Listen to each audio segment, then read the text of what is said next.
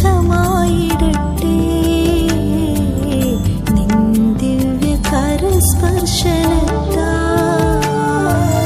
കരുണാമയനായ നല്ല ദൈവമേ, അങ്ങേ ഞങ്ങൾ സ്തുതിച്ചാരാധിക്കുന്നു.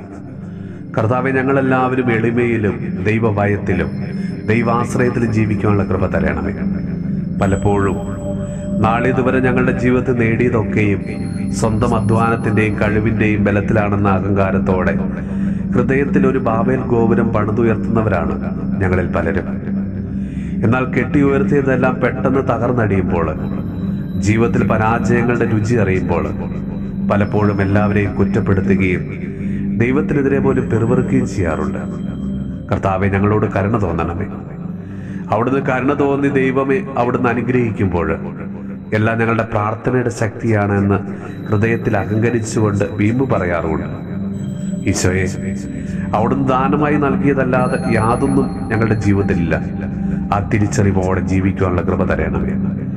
അങ്ങയുടെ തിരുമുമ്പിൽ സ്വയം എളിമപ്പെടുവാൻ കർത്താവെ ഞങ്ങളെ അനുഗ്രഹിക്കണമേ.